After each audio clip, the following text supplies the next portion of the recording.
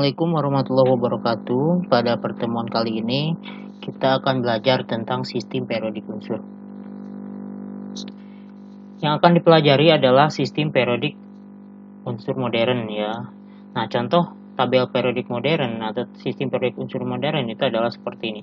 Adapun sejarah perkembangan sistem periodik ya, seperti triade Brenner, hukum Octave Newland dan yang lainnya, itu materinya sudah disediakan dalam bentuk PDF ya di web pembelajaran daring. Nah, perbedaan dari sistem periodik modern dengan sistem periodik sebelumnya adalah kalau sistem periodik modern itu disusun berdasarkan kenaikan nomor atomnya ya. Nah, kalau sistem periodik sebelumnya itu disusun berdasarkan kenaikan nomor masanya. Nah, jika menurut sistem periodik modern, jika unsur disusun berdasarkan kenaikan nomor atomnya, maka sifat-sifat tertentu akan berulang secara periodik ya. Nah, unsur dengan nomor atom 10 yaitu neon memiliki sifat yang mirip dengan helium ya. Jadi neon ini memiliki sifat mirip dengan helium, maka neon dan helium itu dibuat jadi satu golongan dan seterusnya.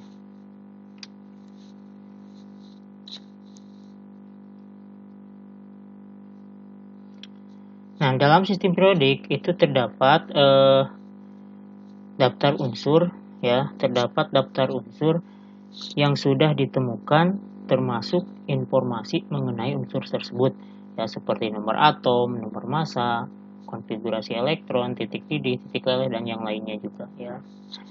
Nah, dalam sistem periodik unsur ya, itu ada dua komponen utama. Yang pertama ada yang disebut dengan periode ya. Periode itu adalah lajur horizontal dalam sistem periodik atau dalam tabel periodik. Nah, ada 7 periode ya. Yang paling sedikit itu ya, unsur yang paling sedikit itu berada di periode ke-1 ya. Periode ke-1 itu terdiri dari 2 unsur. Kemudian periode kedua terdiri dari 8 unsur, ketiga 8 unsur dan seterusnya.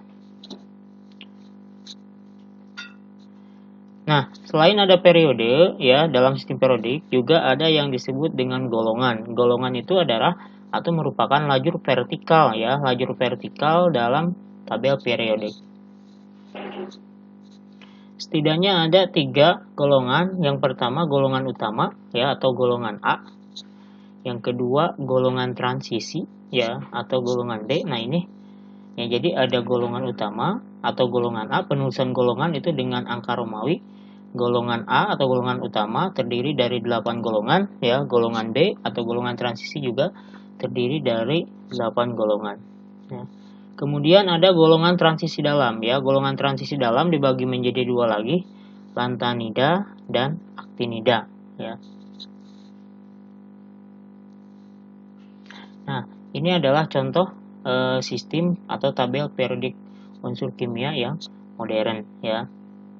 Nah, tadi ada 2 komponen utama. Yang pertama adalah periode. Periode itu lajur horizontal ya. Nah, ini kiri ke kanan lajur horizontal ya.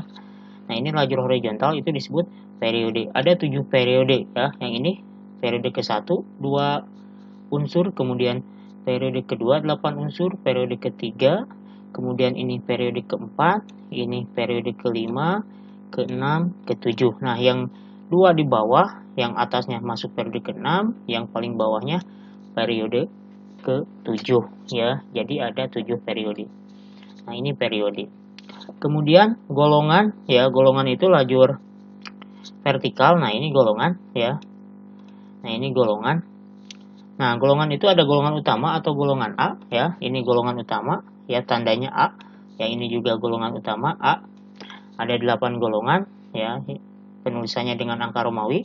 Ini 1A, yang ini 2A, 3A ke bawah, 4A, 5A sampai 8A.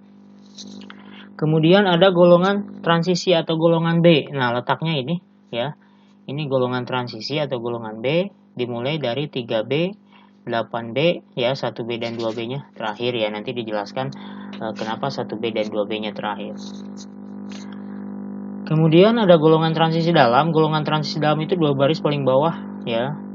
Golongan transisi dalam dibagi menjadi dua, yaitu lantanida yang atasnya dan aktinida yang bawahnya. Ya, jadi ada golongan A atau golongan utama ya, kemudian golongan B, golongan transisi, dan golongan transisi dalam. Sekarang akan dipelajari hubungan konfigurasi elektron ya dengan letak unsur dalam sistem periodik. Nah, periode itu menunjukkan jumlah kulit. Nah, sedangkan golongan itu menunjukkan elektron valensi ya. Elektron valensi itu adalah elektron di kulit terluar atau di kulit terakhir. Jadi kita bisa menentukan letak unsur, periode dan golongannya ya dari konfigurasi elektronnya tanpa melihat sistem periodik unsur. Contoh, tentukan letak unsur natrium atau Na ya, nomor atomnya 11 dalam sistem periodik. Nah, pertama ya kita tuliskan konfigurasinya. Ini saya bahas konfigurasi yang berdasarkan kulit dulu ya. Natrium 11 itu 2, 8, 1. Oke. Nah, dari konfigurasi ini kita dapat menentukan letak unsur dalam sistem periodik ya. Periode itu menunjukkan jumlah kulit. Nah, natrium dengan konfigurasi 281 itu memiliki jumlah kulit sama dengan 3 ya. Cara ngitungnya, ini kulit pertama, ini kulit kedua, kulit ketiga. Jadi ada 3 kulit, maka periodenya periode ketiga ya. Kemudian golongan ya, golongan itu adalah elektron valensi ya. Elektron valensi itu elektron terluar. Nah, ini elektron valensinya 1, berarti golongan 1A ya. Kenapa 1A? Ya karena konfigurasi yang ini ya hanya dapat menentukan letak unsur untuk golongan utama saja. Jadi konfigurasi yang berdasarkan kulit 2, 8 dan seterusnya itu hanya untuk golongan A saja ya. Ya, kita buktikan bahwa natrium terletak pada periode ketiga golongan 1A. Natrium periode 3 golongan 1A. Nah, cara membaca golongan seperti ini. Cara membaca letak unsur itu. Nah, ini natrium ya, di sini natrium. Ya. Nah, natrium itu terletak pada periode ketiga. Mana periode ketiga itu? Nah, ini 1, 2. Nah, ini periode ketiga. Golongan 1A. Kayak ini golongan 1A. Jadi natrium terletak pada periode ketiga dan golongan 1A. Itu cara membaca letak unsur. Kayak contoh lain misalkan ini oksigen. Nah, oksigen ini terletak pada periode kedua karena baris kedua nih, ya. Periode kedua. Kemudian oksigen terletak pada golongan ini 6A, ya. Contoh satu lagi, misalkan nah ini besi Fe lah ya, lambangnya Fe, letaknya periode keempat. Ya, golongannya ini golongan 8B. Itu cara membaca letak unsur dalam sistem periodik ya. Nah, sedangkan konfigurasi Aufbau yang berdasarkan subgulit ya dan orbital yang 1s2, 2s2 dan seterusnya ya, dapat menentukan letak unsur untuk semua golongan, baik golongan A, golongan B dan transisi dalam atau lantanida dan aktinida ya. Jadi sekarang kita akan belajar cara menentukan letak unsur menggunakan konfigurasi yang Aufbau. Oke, sekarang golongan utama dulu atau golongan A ya.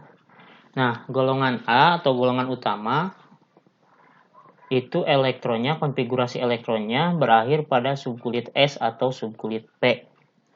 Ini tabelnya ya. Ini golongan 1A sampai 8A. Nah, ini konfigurasi elektron terluarnya. Ini periodenya adalah N jika kulit terluarnya kulit ke N ya. Contoh. Tulis konfigurasi elektron dari Na11 ya. 11 itu kalau menggunakan konfigurasi yang kulit tadi ya saya tulis di sini 281, sekarang menggunakan aturan Aufbau ya. Sekarang menggunakan aturan Aufbau. 1s2, 2s2, 2p6, 3s1.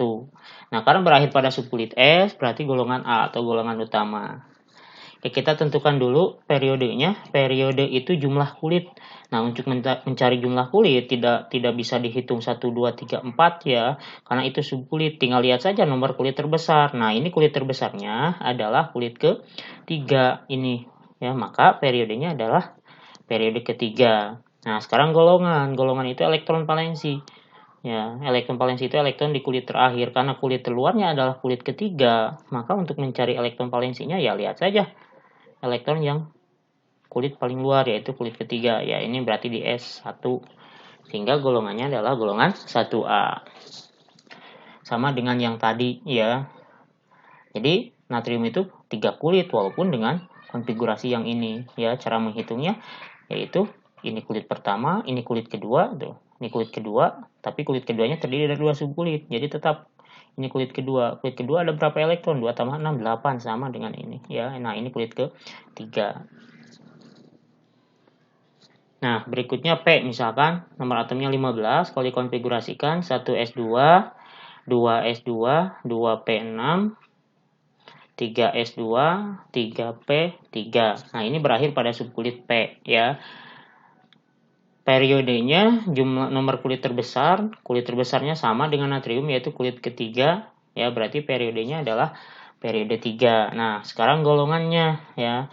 Nah, untuk mencari golongan jika berakhir pada subkulit P, maka jumlahkan ya elektron dari P dengan dari S ya, dengan catatan harus sama si nomor kulitnya ya. 3 tambah 2 itu 5, maka golongannya adalah golongan 5A. Nah, posisinya yang ini golongan 5A itu, nah ini golongan 5A, jadi 2 tambah 3 ya, ditambahkan dengan catatan kulitnya kulit yang sama. Nah, ini kulitnya sama kan, kulit ini kulit ke N, ini kulit ke N. Nah, kalau yang ini adalah posisinya di 1A di sini ya, NS1. Jadi tidak bisa dijumlahkan dengan elektron dari P ya, 1 tambah 6. Kenapa ya? Karena beda kulit. Nah, yang dijumlahkan jika berakhir pada subkulit P, maka nomor kulitnya harus sama. Ini pembuktiannya bahwa fosfor atau P berada pada periode 3 golongan 5A ya. Nah, ini fosfor 5A, golongannya periodenya adalah baris ketiga. Nah, ini periode ketiga. Jadi kesimpulannya, untuk yang berakhir pada subkulit S, maka mencari golongannya tinggal lihat elektron yang dari subkulit S saja ya. Nah, ini X ya, berarti yang ini, kalau ini X ya, kalau tadi X-nya 1. Jadi X ini kemungkinan 1 dan 2 ya, tidak mungkin 3 karena S itu maksimal 2. Jika berakhir pada subkulit P ya, maka jumlahkan elektron dari S dan dari P ya, X tambah Y, dengan catatan kulitnya harus sama, ini N, ini N. Jadi bisa ini 2, 3, 3, 4, 4, 5, 5 dan seterusnya. Yang penting nomor kulitnya sama. Ya, misalkan gimana kalau misalkan N dan P-nya tidak berdekatan. Nah, ini contohnya misalkan konfigurasi ini misalkan nah, yang ini berakhir pada subkulit 4P. Nah, tetap si elektronnya dijumlahkan bukan dengan D tapi dengan S, kulit yang sama ini ya, dijumlahkan antara 4S dengan 4P si elektron ini ya. Jika berakhir pada 6P, tetap juga dijumlahkan dengan yang 6S ya, walaupun terhalang oleh 4F dan 5D ya. Jadi dijumlahkan kalau berakhir pada subkulit P, S dan P dijumlahkan dengan nomor kulit yang sama. Berikutnya golongan transisi atau golongan B. Golongan transisi konfigurasi elektronnya itu berakhir pada subkulit D ya. Nah, ini tabelnya dari 3B, 8B, 1B dan 2B ya, terakhir 1B dan 2B. Nah, kenapa terakhir? Nah, akan dijelaskan ya. Contoh dulu ya. Nah, ini semuanya berakhir pada subkulit D. Fe nomor atom 26 konfigurasikan kalau disingkat AR 4S2 3D6 ya, AR 18, 2, 20, 26. Nah, ini berakhir pada subkulit D ya. Nah, kalau ini berakhir pada subkulit D, maka golongannya pasti golongan B.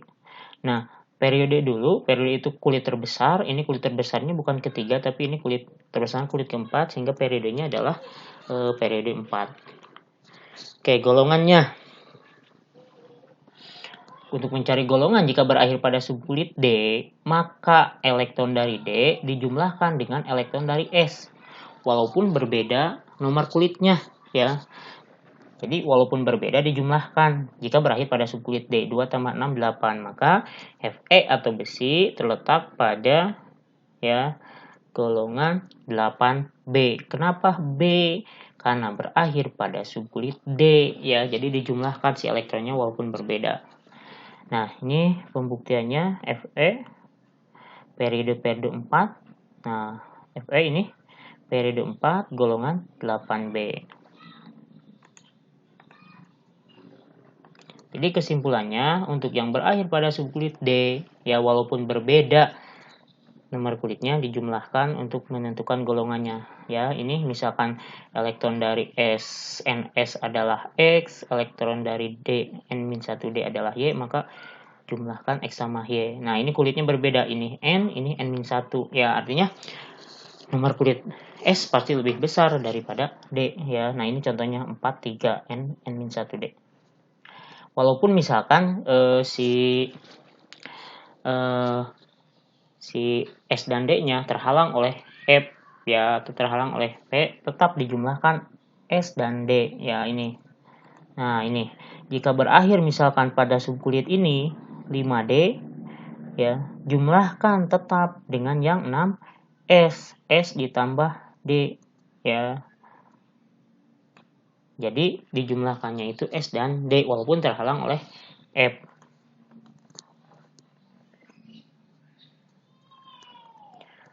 Berikutnya golongan transisi dalam.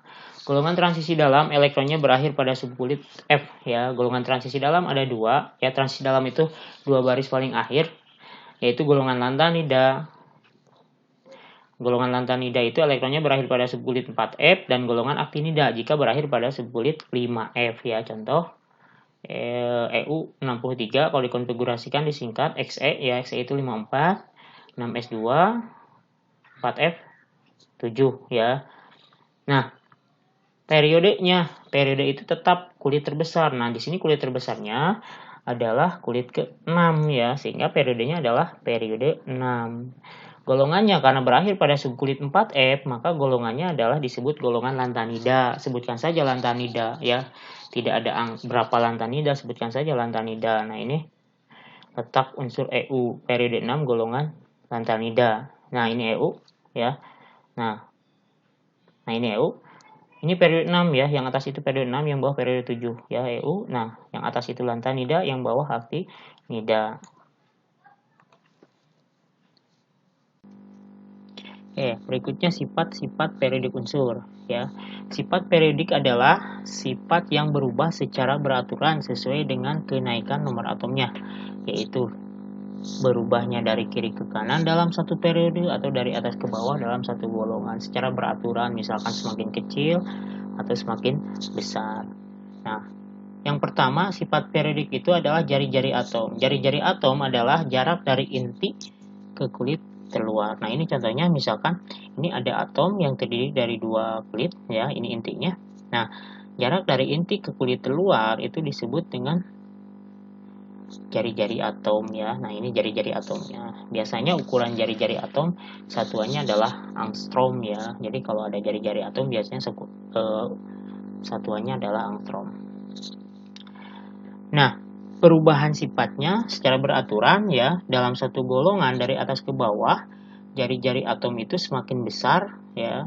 Sementara dalam satu periode dari kiri ke kanan jari-jari atom semakin kecil. Jadi dari atas ke bawah semakin besar, dari kiri ke kanan semakin kecil.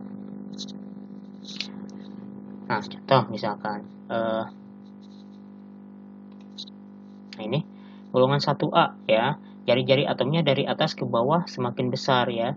Jadi hidrogen itu paling kecil, yang paling besar jari-jari atomnya adalah fransium atau Fr, karena dari atas ke bawah jari-jarinya semakin besar. Sedangkan dari kiri ke kanan jari-jari atom semakin kecil, ya. Misalkan periode keempat ini, ya, dari kiri ke kanan semakin kecil. Jadi yang paling kecil jari-jari atomnya adalah Kr, ya. Yang paling besar adalah K ya. Nah, itu cara membaca perubahan jari-jari atom. Oke, kenapa jari-jari atom itu dari atas ke bawah semakin besar, sementara dari kiri ke kanan semakin kecil? Nah, ini penjelasannya ya. Untuk unsur-unsur yang satu golongan dari atas ke bawah ya, karena dari atas ke bawah itu periodenya semakin besar. Artinya periodenya semakin besar itu kulitnya semakin banyak ya, karena periode itu menunjukkan jumlah kulit. Nah, karena kulitnya semakin banyak, maka jarak dari inti ke kulit terluar itu semakin besar ya. Jarak dari inti ke kulit terluar semakin besar, atau jari-jari atomnya semakin jauh atau semakin besar. Nah, ini penjelasannya ya. Kenapa dari atas ke bawah semakin besar. Oke, ini penjelasannya. Nah, misalkan saya contohkan ya. Saya contohkan yang periode yang ini ya. Nah, ini saya litium, natrium, kalium ke atas, dari atas ke bawah semakin besar. Jadi dari yang ketiga ini LiNaK yang paling besar itu adalah K ya. Kenapa K paling besar ya? Ini penjelasannya. Oke, litium ya, ini litium memiliki dua kulit ya, karena terletak pada periode kedua ya. Kemudian natrium terletak pada periode ketiga ya, berarti kulitnya 3, ini 1, 2, 3. Kemudian kalium terletak pada periode keempat ya, berarti jumlah kulitnya 4, 1, 2, 3, 4. Nah, karena semakin ke bawah jumlah kulitnya semakin banyak, maka jari-jarinya semakin besar atau semakin jauh. Nah, ini contohnya. Nah, jari-jari itu jarak dari inti kulit keluar. Nah, ini kalau dua kulit ya, jari-jarinya lebih pendek daripada yang 3 kulit. Nah, dari ketiga ini yang paling jauh ya, atau yang paling besar jari-jarinya adalah kalium, karena kulitnya ada 4 ya ukuran atomnya. Jadi semakin ke bawah jari-jari itu semakin besar. Kenapa ya? Karena jumlah kulitnya semakin besar. Oke, kenapa sekarang dalam satu periode dari kiri ke kanan jari-jari atom itu semakin kecil padahal jumlah kulitnya sama? Nah, untuk unsur-unsur yang seperiode dari kiri ke kanan semakin besar nomor atomnya ya. Semakin besar nomor atomnya. Artinya kalau semakin besar nomor atomnya, maka proton dalam inti itu semakin banyak. Nah, proton itu positif dan elektron di luar itu negatif ya. Nah, kalau ada positif dan negatif ya sesuai hukum Coulomb, maka akan saling tarik-menarik. Artinya ada gaya tarik inti terhadap elektron. Kalau semakin banyak protonnya ya dalam inti, maka gaya tariknya semakin besar ya. Kalau gaya tariknya semakin besar, maka akan semakin mengecilkan jari-jari ya. Nah, yang tadi, nah sekarang dari kiri ke kanan ini yang periode ketiga ya, antara natrium kiri ke kanan, magnesium dan aluminium itu yang paling kecil, yang paling kanan yaitu aluminium. Kenapa? Walaupun jumlah kulitnya sama 3 ya, tapi jari-jarinya lebih kecil aluminium. Kenapa lebih kecil? Karena aluminium itu nomor atomnya 13 ya, sementara magnesium 12. Artinya aluminium itu memiliki 13 proton dalam intinya. Nah, karena memiliki 13 proton dalam inti, maka gaya tarik inti terhadap elektron ini semakin besar. Kalau gaya tariknya semakin besar, maka akan semakin kuat menarik ini. Artinya jari-jarinya akan semakin kecil ya. Itu jari-jari atom. Kemudian ada jari-jari ion ya. Kalau ion itu atom setelah melepas atau menangkap elektron atau setelah bermuatan. Nah, untuk ion positif ya, jari-jarinya lebih kecil daripada yang netralnya, sedangkan untuk ion negatif jari-jarinya lebih besar. Ya, contoh misalkan atom Na konfigurasinya 281 punya tiga kulit ya, sementara misalkan setelah menjadi ion Na+, maka melepaskan satu elektron sehingga jadi konfigurasinya 28, jadi 2 kulit. Artinya ya pasti setelah menjadi ion positif si jari-jarinya semakin kecil ya, karena kehilangan satu kulit ya. Jadi jari-jari ion positif itu lebih kecil daripada jari-jari atom netralnya, sedangkan jari-jari ion negatif lebih besar ya. Nah, ini penjelasannya. Jari-jari ion negatif dari suatu atom akan selalu lebih panjang atau lebih besar dari jari-jari atom netralnya, karena elektronnya bertambah karena menangkap elektron, sementara jumlah proton tetap, sehingga kekuatan proton menarik elektron menjadi lebih kecil. Hal ini yang menyebabkan jari-jari atom lebih panjang atau lebih besar. Nah, ini perbandingannya.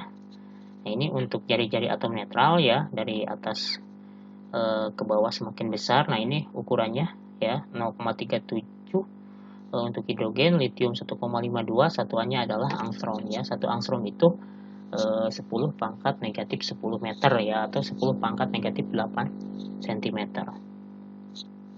Nah, kemudian ini jari-jari ionnya ya, ini ion positif. Nah, misalkan litium 1,52 setelah jadi ion positif berkurang jadi 0,9. Nah, kalau ion negatif itu jadi bertambah ya, contohnya ini nitrogen 0,75 setelah menjadi ion jadi 1,71.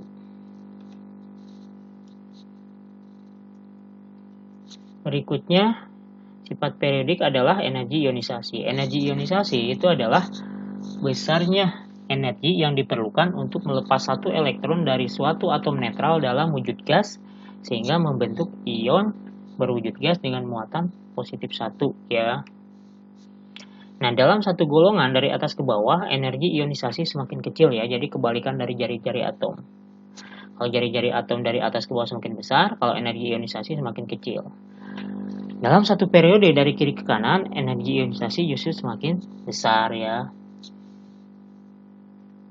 Oke, dari atas ke bawah semakin kecil, dari kiri ke kanan semakin besar. Nah, ini tabel jari-jari atom, energi ionisasi. Nah, ini dari atas ke bawah semakin kecil, dari kiri ke kanan semakin besar. Nah, ini angkanya ya, hidrogen memiliki energi ionisasi 1312. Satuannya adalah kilojoule per mol. Nah, penjelasannya adalah kenapa dari atas ke bawah semakin kecil. Oke. Jadi, energi ionisasi dari atas ke bawah semakin kecil ya, karena dalam satu golongan dari atas ke bawah, jari-jari atom bertambah ya tadi.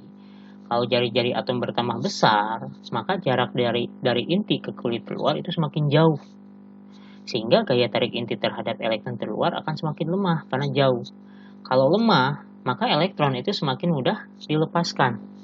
Ya, kalau semakin mudah dilepaskan, maka energi yang diperlukan untuk melepaskannya pun akan semakin kecil karena mudah dilepaskan, sehingga energi ionisasinya semakin kecil. Nah, dalam satu periode dari kiri ke kanan, energi ionisasi semakin besar, ya. Penjelasannya adalah karena dalam satu periode dari kiri ke kanan, jari-jari atom semakin kecil, seperti penjelasan tadi. Kalau jari-jari atom semakin kecil, maka jaraknya semakin pendek. Kalau jaraknya semakin pendek, maka gaya tarik inti terhadap elektron itu semakin kuat. Kalau semakin kuat, ya, maka semakin sukar dilepaskan. Kalau semakin sukar dilepaskan, maka energi yang diperlukan untuk melepaskannya pun akan semakin besar. Maka energi ionisasinya semakin besar. Berikutnya, afinitas elektron. Afinitas elektron adalah energi yang menyertai penambahan atau penangkapan satu elektron ya. Kalau tadi pelepasan, sekarang penambahan ya, penangkapan pada suatu atom netral dalam wujud gas membentuk ion negatif, yaitu afinitas elektron. Dalam satu golongan dari atas ke bawah, afinitas elektron semakin atau cenderung berkurang atau semakin kecil, sama dengan energi ionisasi ya. Dari kiri ke kanan dalam satu periode, afinitas elektron semakin bertambah ya. Jadi sama dengan energi ionisasi. Nah, ini harga afinitas elektron ya untuk beberapa unsur. Yang keempat, keelektronegatifan ya. Keelektronegatifan adalah suatu bilangan yang menggambarkan kecenderungan relatif suatu unsur menarik elektron ke pihaknya dalam suatu ikatan kimia, atau keelektronegatifan itu adalah kemampuan suatu unsur atau suatu atom untuk menarik pasangan elektron bersama ya dalam ikatan kimia. Nah, nanti penjelasan dalam ikatan kimia itu akan dipelajari di bab ikatan kimia di pertemuan berikutnya. Nah, dalam satu golongan ya, keelektronegatifan itu semakin berkurang ya, sama seperti afinitas dan energi ionisasi ya. Yang berbeda itu hanya jari-jari atom kebalikannya. Sedangkan dalam satu periode dari kiri ke kanan, keelektronegatifan semakin bertambah ya, terus semakin besar. Nah, ini harga beberapa unsur keelektronegatifan beberapa unsur ya. Unsur yang paling elektronegatif itu adalah fluor ya, atau F ya, dengan skala keelektronegatifan itu 4 ya. Skala Pauling itu paling besar keelektronegatifan 4. Artinya F itu paling kuat menarik pasangan elektron dalam suatu ikatan kimia ya, nanti dipelajari.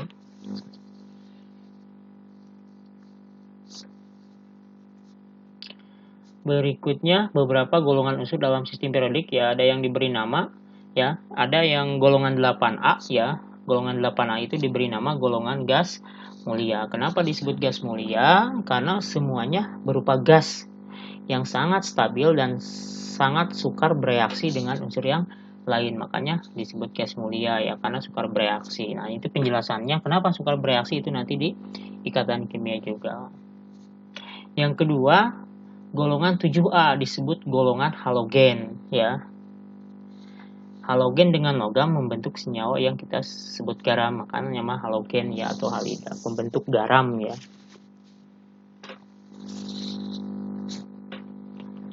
Berikutnya yang ketiga, golongan 1A atau golongan disebutnya logam alkali ya. Unsur-unsur golongan 1A kecuali hidrogen disebut logam alkali karena unsur tersebut membentuk basa yang larut dalam air ya, alkali. Kemudian yang keempat, golongan 2A disebut logam alkali tanah ya, karena dapat membentuk basa tetapi senyawa-senyawanya kurang larut dalam air. Berikutnya unsur-unsur transisi ya. Unsur transisi mempunyai sifat-sifat yang khas yang membedakannya dari unsur golongan utama ya, yaitu semua unsur transisi adalah logam ya. Kalau golongan utama ada logam, ada non-logam. Kalau golongan transisi semuanya logam. Unsur transisi mempunyai kekerasan, titik leleh, dan titik didih yang relatif lebih tinggi daripada golongan utama ya. Banyak di antara unsur transisi itu dapat membentuk senyawa-senyawa yang berwarna. Oke, nah ini tugasnya ya yang harus dikerjakan.